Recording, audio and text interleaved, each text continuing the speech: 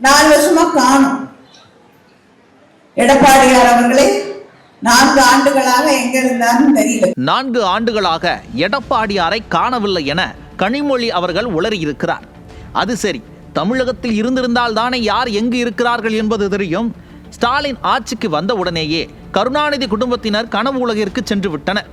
கனிமொழி அவர்களே, 4 ஆண்டுகளாக எடப்பாடியார் எங்கு இருந்தார் என உங்களது அன்பு அண்ணன் ஸ்டாலினிடம் கேளுங்கள். 12 மணி நேரம் தொழிலாளர்கள் வேலை செய்ய வேண்டுமென மனசாட்சியே இன்றி சட்டம் இயற்ற முயன்ற போது சட்டமன்றத்தில் போராடி தடுத்தவர் எடப்பாடியார்.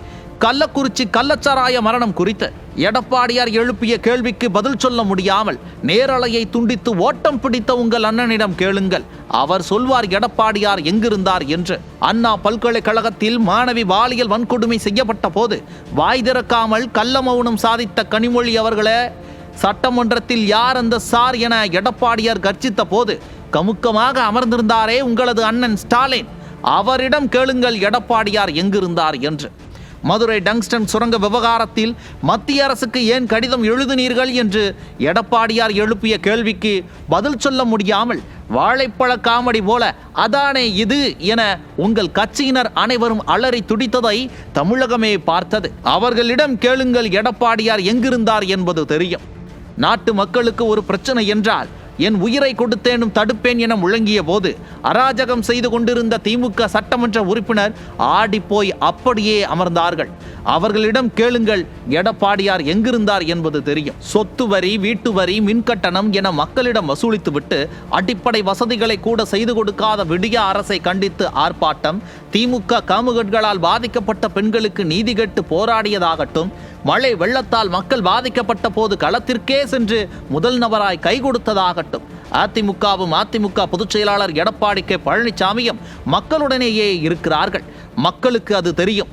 மக்களை கண்டுகொள்ளாமல் கனவுலகில் வாழும் உங்களுக்கு அது தெரியவில்லை.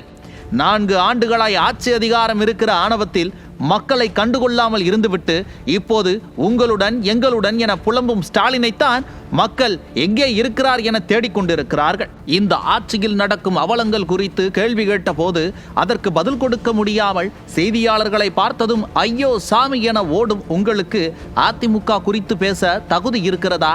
இத நாங்க கேட்கலக்கா, மக்கள் கேட்கிறாங்க.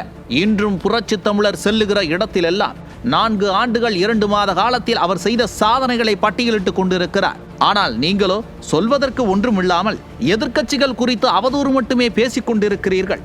தோல்வியை நோக்கி செல்பவர்கள் அப்படித்தான் செய்வார்கள்.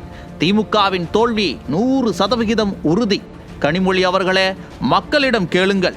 4 ஆண்டுகளாக இங்கு காணாமல் போனது யார் என்றும் அடுத்த 7 மாதங்களுக்கு பிறகு அரசியலில் இருந்து காணாமல் போகப் போவது யார் என்றும் தெரியும்.